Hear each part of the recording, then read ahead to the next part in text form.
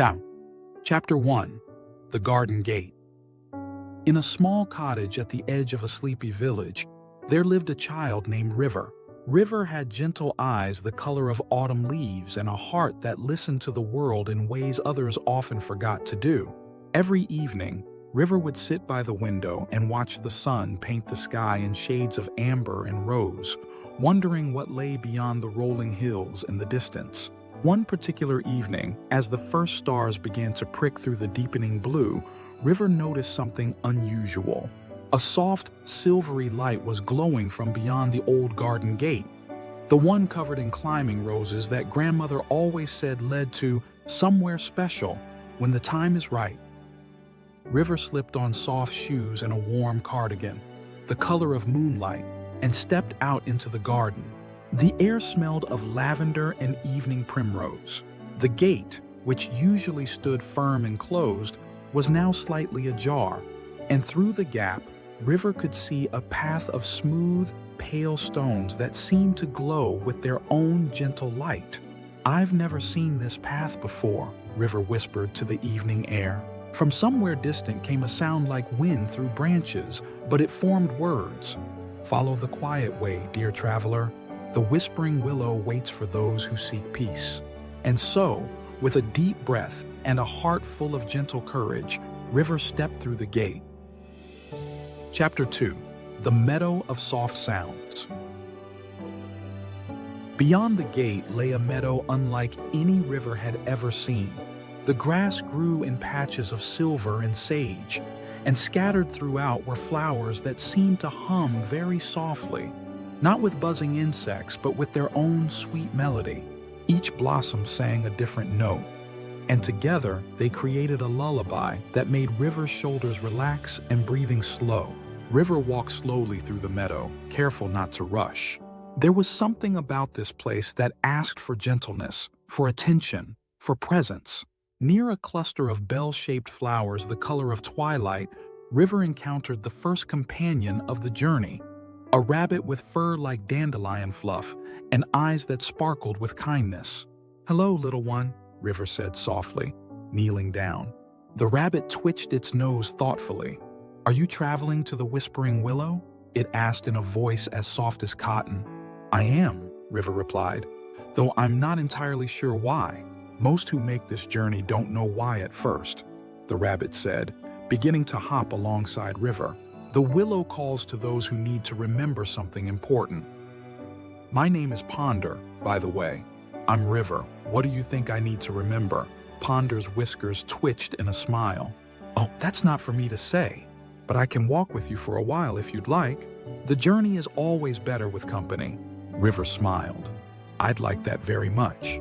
Together, they continued through the meadow, listening to the flower songs and watching the first fireflies of evening begin their slow, drifting dance.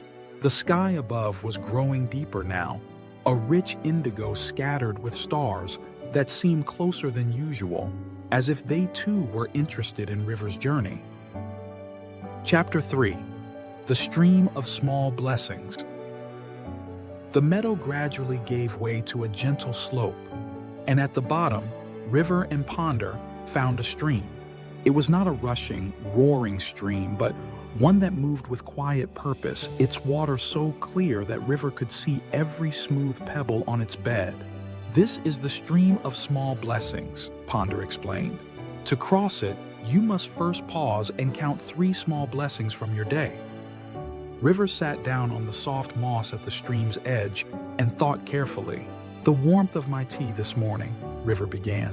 "The way my cat purred when she sat in my lap, and," River paused, thinking, "the smell of rain on stones this afternoon." As River spoke each blessing, a stepping stone appeared in the stream, solid and sure. 3 stones in a gentle path across the water. "Beautiful choices," Ponder said. "It's the small things that make the quiet path visible, you know." They crossed together, and on the other side, the landscape changed once more. Trees began to appear, not dense and dark, but spaced apart with graceful care, their branches forming natural archways. Spanish moss hung like silver curtains, and the bark of each tree was soft and warm to touch. Here, River met the second companion, an owl with feathers in shades of cream and gray perched on a low branch. "Good evening," the owl said in a voice like velvet. "My name is Hush. I guard the forest of gentle thoughts." "Hello, Hush," River replied. "We're traveling to the Whispering Willow." "Ah," Hush said, blinking slowly. "Then you'll need to pass through my forest. But be warned, this forest shows you your thoughts as you walk. Some may be troubling. The trick is not to run from them, but to simply observe them and let them pass, like clouds across the moon." Chapter 4: The Forest of Gentle Thoughts.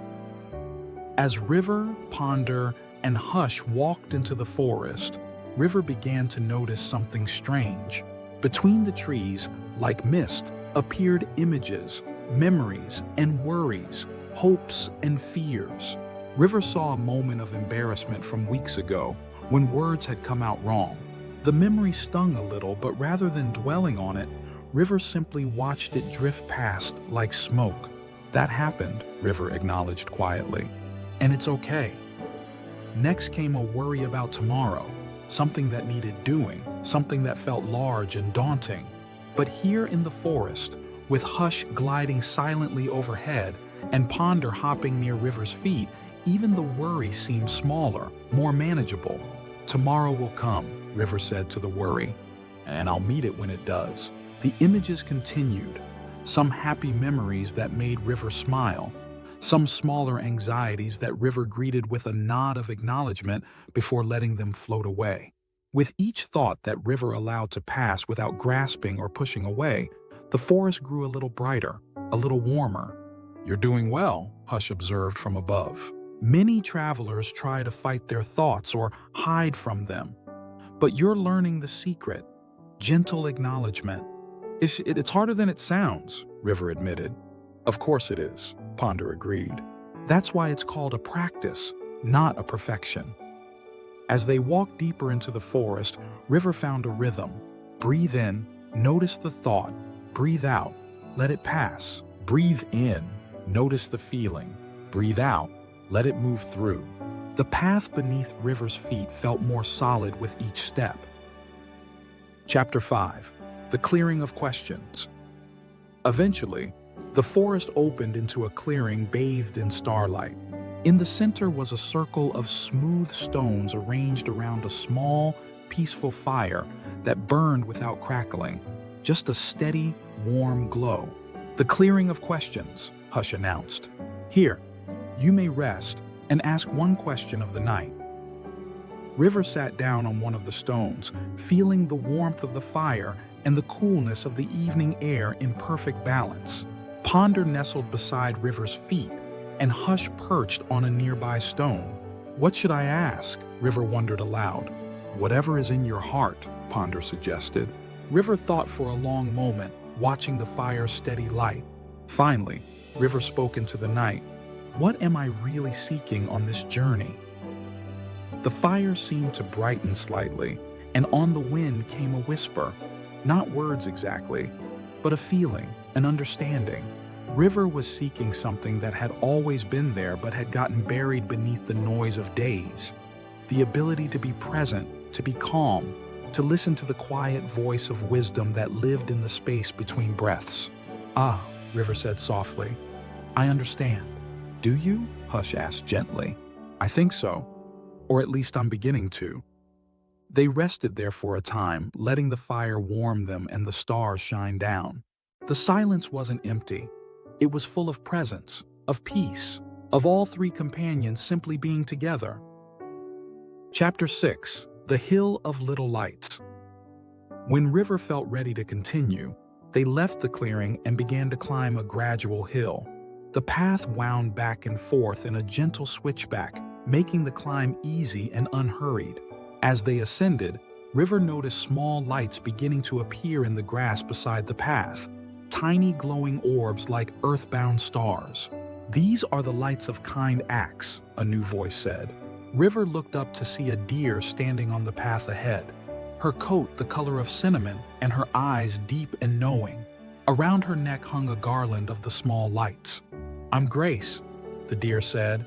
I collect these lights. Each one represents a kindness, small or large, that someone in the world has done. There are so many, River marveled. There are always more kindnesses than we realize, Grace said. A door held open, a word of encouragement, a moment of patience, a smile given freely. They all light up the darkness, don't they? River thought of all the small kindnesses received over the years, and all the ones given too that had seemed so small at the time. Yes, River agreed. They really do. Would you like to add one of your own? Grace asked. River thought carefully, then reached down and cupped hands together. Into those hands, River placed the memory of helping a neighbor carry groceries just yesterday. Nothing grand, just a small gesture. But when River opened hands again, there was a small light glowing there, warm and real.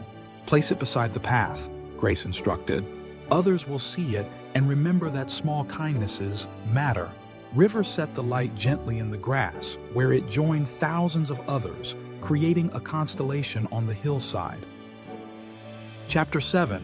The Garden of Breathing. At the top of the hill, the landscape opened once more into a garden unlike any River had seen before.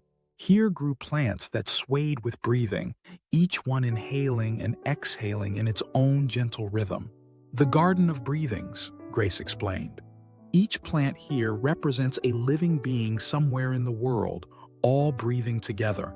River walked slowly through the garden, watching the plants breathe, some quick and light like a bird's heartbeat, some slow and deep like an ancient tree, some in between like human breathing. We're all connected by breath, River realized. All of us, breathing in and out all the time. Yes, said Grace. And when you remember this, you remember that you're never truly alone. You're part of a breathing world. River stopped and simply breathed for a while, matching rhythm with the plants nearby. Breathe in. Cool evening air filled with the scent of night-blooming flowers. Breathe out, releasing the tensions of the day. Breathe in, receiving the moment exactly as it was. Breathe out, letting go of how things should be. Ponder, Hush, and Grace waited patiently, each breathing in their own way. The quick rhythm of the rabbit, the slow depth of the owl, the steady pace of the deer.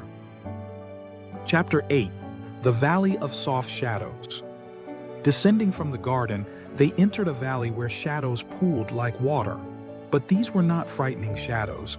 They were soft and gentle, like the shade under a tree on a summer day. Not all darkness is scary, Hush noted, gliding comfortably through the shadow-filled air.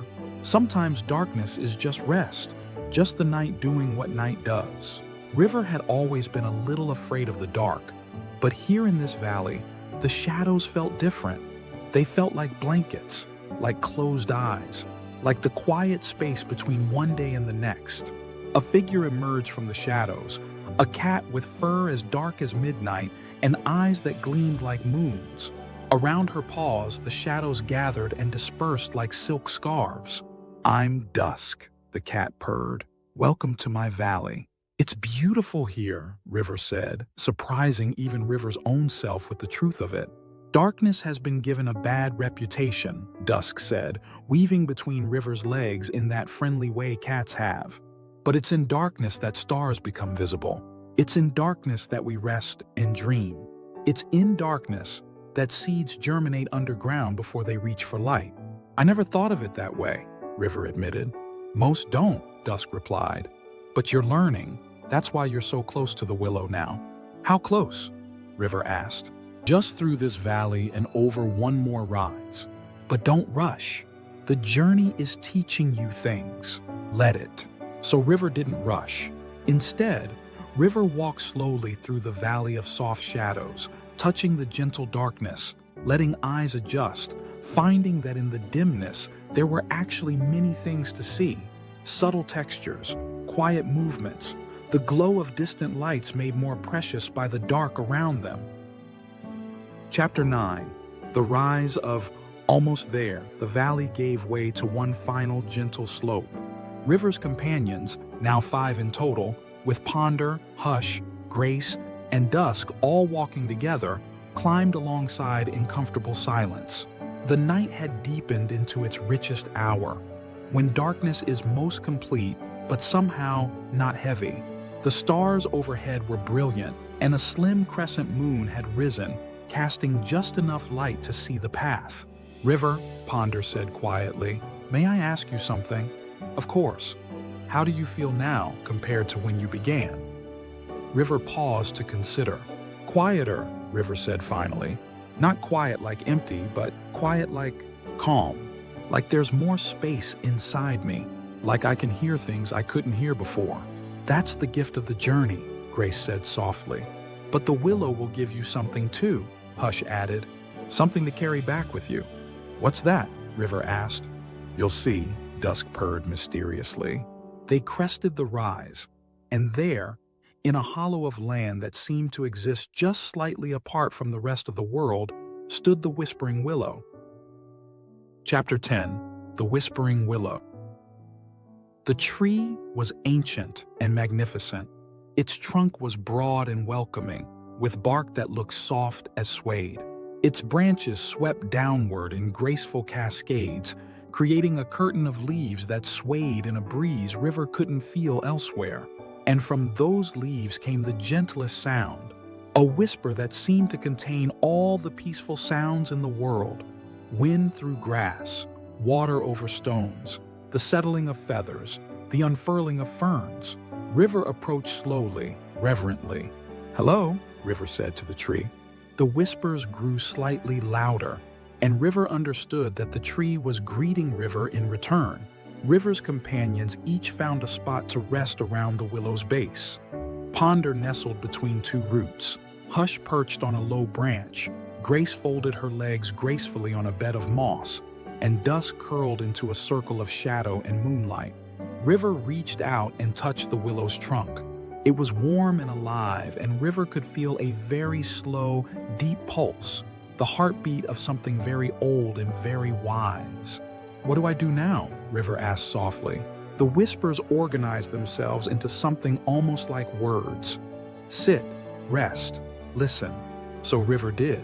River sat down with back against the trunk, feeling its support, and closed eyes. The whispering continued, and River began to understand it wasn't words at all. It was simply the sound of the world being itself, the sound of existence continuing, the sound of moments passing without needing to be anything other than what they were. Chapter 11. The Gift of the Willow. As River sat there, something extraordinary happened. All the rushing thoughts that usually filled River's mind began to slow, not disappear. They were still there, the same concerns and hopes and plans and memories, but they moved more slowly, with more space between them, like clouds drifting across a vast sky. River could see each thought clearly now, could choose which ones to follow and which ones to simply wave hello to as they passed by. It was as if someone had turned down the volume on all the noise that usually competed for attention. "This is peace," River realized. "This is always available," the willow whispered. "You don't have to come all this way to find it. It's in every breath, every pause, every moment you choose to be present rather than elsewhere." "But how do I remember that when I'm back home?" River asked. "When everything is busy and loud again?" The willow rustled its branches, and a single seed pod fell into River's open palm. It was smooth and silver, about the size of a walnut and warm to the touch. "Keep this," the willow whispered. "When you hold it, you'll remember this journey. You'll remember that peace isn't something to find, it's something to return to. It's always been inside you." River closed fingers gently around the seed pod and felt its warmth spread through hand, arm, body, heart. Yes, this was what River had been seeking, not something outside, but a reminder of something within. Chapter 12. The Way Home. River sat with the willow for a long time that felt both like moments and like hours, the way peaceful time does. Eventually, though, River felt a gentle pull, like the tide turning, suggesting it was time to return. "Thank you," River said to the willow, standing and touching its trunk once more. The whispers grew warm and fond, a sound like a smile. River turned to the companions who had made the journey so much richer. "Will you walk back with me?" "For a little way," Ponder said. "But you'll find the return journey is different from the journey here." That's how it always is. They were right. As River began to walk back over the rise, dusk bowed her dark head and melted back into the shadows of the valley. "Remember," she purred as she faded, "darkness is also rest."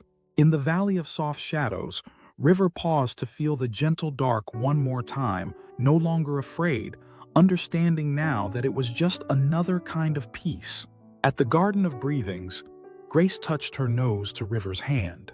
"Remember," she said, "you're always part of the breathing world."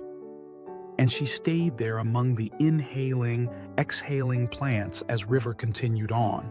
At the Hill of Little Lights, River looked back and saw all the glowing kindnesses scattered like stars across the hillside. River's own small light was still there, still shining, still mattering. At the Clearing of Questions, Hush spread his wings. "I'll fly overhead for a while," he said, "but soon you'll go where I cannot follow. Remember, thoughts are just thoughts. Let them pass like clouds." Through the forest of gentle thoughts, River walked with new ease, watching the mist thoughts appear and dissolve, no longer caught by them. At the Stream of Small Blessings, the 3 stepping stones were still there. River crossed back over and counted 3 new blessings: the companionship of the journey, the gift of the willow, and this moment, right now, of walking peacefully through the night. Chapter 13. The Meadow in Moonlight. In the meadow of soft sounds, Ponder finally stopped hopping alongside. "This is where I stay," the rabbit said, "but you'll carry the journey with you." "Thank you, Ponder," River said, kneeling to stroke the dandelion's soft fur. "Thank you for walking with me." "Thank you for walking at a pace that let me keep up," Ponder replied with a twitch of whiskers. "So many travelers rush, you remembered to take your time."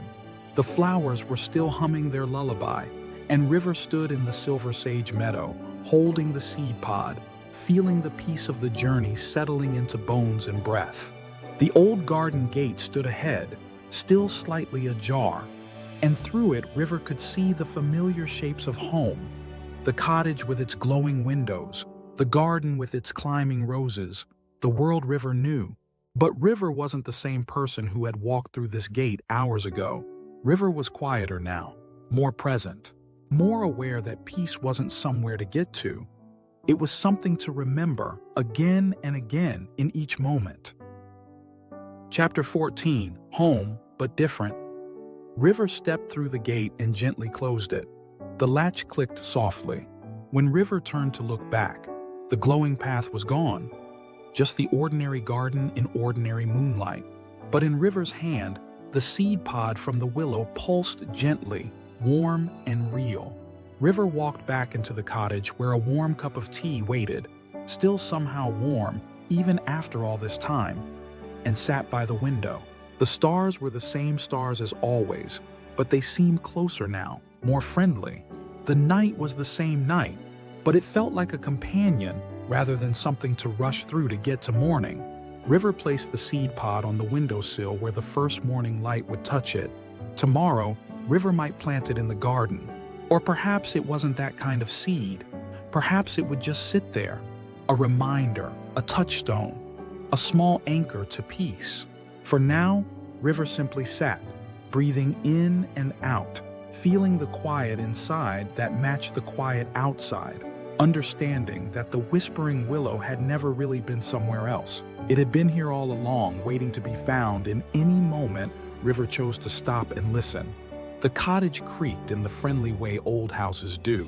The tea steamed gently. The stars wheeled slowly overhead, and River, no longer searching, simply rested in the perfect peace of this moment, just exactly as it was.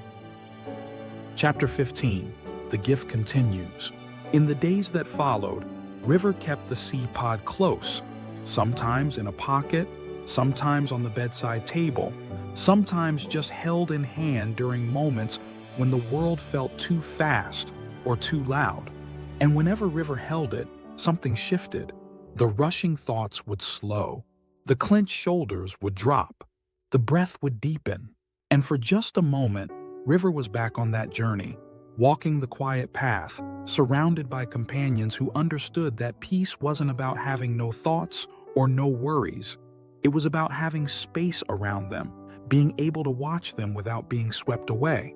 River began to notice the small things more, the way morning light caught in a spider's web, the sound of rain on the roof, the warmth of a hand held, the taste of a good meal, the satisfaction of a task completed, the comfort of a soft blanket. These weren't grand revelations or dramatic changes. They were tiny moments of presence, small returns to peace, little journeys back to the whispering willow that existed in every breath. Some days were harder than others.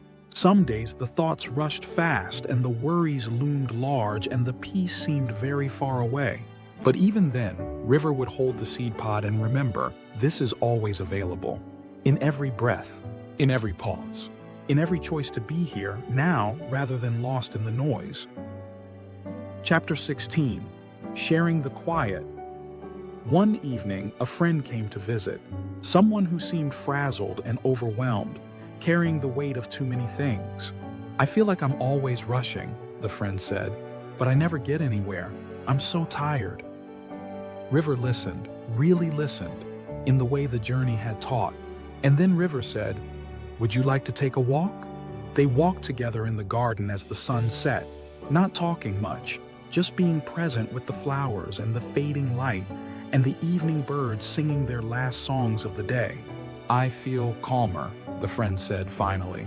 "I don't know why." River smiled and pulled out the seed pod.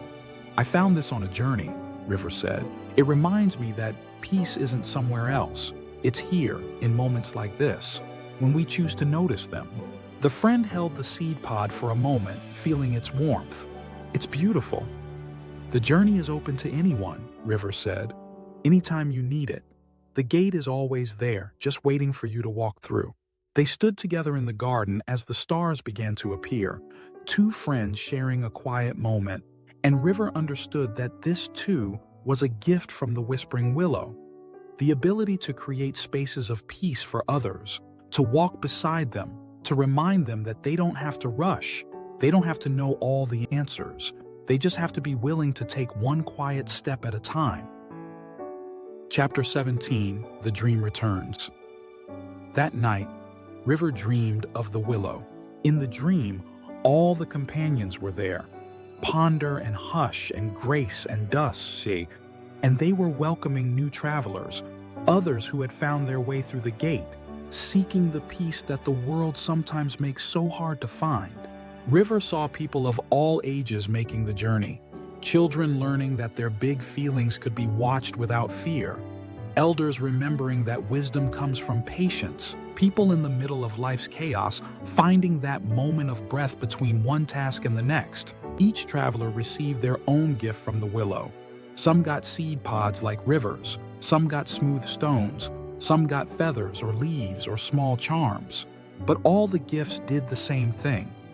They reminded the travelers that peace was portable, that the quiet journey could be taken anytime, anywhere, in any moment they chose to return to themselves. In the dream, the willow whispered directly to River, "Thank you for remembering. Thank you for sharing. The quiet path is made real by those who walk it and show others the way." Chapter 18. A New Season. Spring came, and River planted the seed pod in a special spot in the garden, not because it needed to be planted, but because it felt right to return this gift to the earth. To River's wonder and delight, it grew, not quickly, but steadily, putting out tender shoots the color of new leaves, reaching upward and outward with patient determination. River tended the small tree carefully, watering it, speaking to it, sitting beside it on difficult days. And as it grew, River noticed something magical. Its leaves, when they finally unfurled, made a sound in the breeze. A small whisper, an echo of its parent tree, a reminder of that night journey to the whispering willow. People began to visit River's garden, drawn by something they couldn't quite name, They would sit beside the young tree and feel their shoulders drop, their breathing slow, their minds quiet.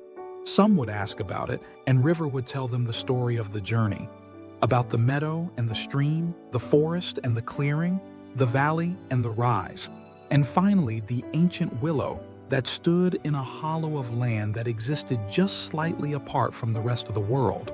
"Can I make that journey?" they would ask, and River would always answer the same way. "The gate is waiting. It appears when you need it most. All you have to do is be willing to walk through." Chapter 19. The Wisdom Grows. As seasons passed and the little tree grew, River grew too. Not older in years perhaps, but deeper in understanding. River learned that peace wasn't a destination you arrived at and stayed at forever. It was a journey you took again and again, sometimes many times in a single day. It was the choice, made moment by moment, to return to breath, to presence, to the quiet space between thoughts. Some days, River had to make the journey many times, taking that moment to breathe deeply before responding to frustration, pausing to feel feet on solid ground when anxiety rose, stopping to notice beauty when sadness threatened to overwhelm. Other days, the peace came more easily, and River could rest in it like resting in the shade of a tree on a summer day. But always, always, the path was there. The gate was available. The journey was waiting. River taught others what the journey had taught, that our thoughts are not our enemies, just clouds passing through. That darkness is also rest. That small kindnesses create constellations of light, that we are all connected by breath. That peace isn't the absence of difficulty. It's the presence of space around difficulty. Chapter 20. The Circle Completes. One evening, many seasons after that first journey, River sat beside the tree in the garden, no longer so small, now growing sturdy and strong, its whispers more audible with each passing year. The sun was setting in shades of amber and rose, just as it had that first night. The stars were beginning to appear, and River felt the same gentle pull, the same invitation. The old garden gate, still covered in climbing roses, swung open by itself. River smiled. "Again?" River asked the evening air. "Always again," came the whisper on the wind. The journey is never the same twice. There is always more to learn, more to remember, more to discover about peace. So River stood, touched the trunk of the tree that had grown from the whispering willow's gift, and walked toward the gate. But this time, River wasn't alone. The friend from that evening long ago was there, ready to take the journey. And another friend, and another. A small group of people who had learned about the quiet path and wanted to walk it themselves. River led the way, stepping through the gate into that landscape of peace, and heard Ponder's familiar voice. "Welcome back, River. Welcome, all travelers. The path is ready. The willow is waiting. Walk slowly. Notice everything. Remember to breathe." And so they walked together into the meadow of soft sounds, toward the stream of small blessings, into the forest of gentle thoughts and beyond. Each step a choice for peace, each breath a return to presence, each moment a tiny perfect journey from here to here to here. Chapter 21. The Eternal Return. The journey never truly ends, River understood. Peace isn't a place you arrive at and stay forever. It's a path you walk again and again, each time finding something new, each time remembering something important, each time coming home to yourself. The whispering willow stands in its hollow of land, always waiting, always welcoming, always ready to remind travelers of what they've always known but sometimes forget. That peace lives in every breath, in every moment, in every choice to be present rather than elsewhere. The gate is always there. The path is always available. The companions are always ready to walk alongside. All you need to do is notice the invitation, take a breath, and step through. And so, dear reader, as this story finds its ending, take a moment before you close your eyes tonight. Feel the weight of your body resting. Notice your breath moving in and out. Observe any thoughts that drift through your mind and let them pass like clouds. Know that the whispering willow is real, not in the way that trees and gardens are real, but in the way that peace is real, and breath is real, and this moment is real. The journey is always available. The gate is waiting. And when you're ready, whether tonight or tomorrow or someday when you need it most, you can walk through and find your way to peace. Sleep well, gentle traveler. The whispering willow will be there when you need it. And for now, simply rest. The end and the beginning.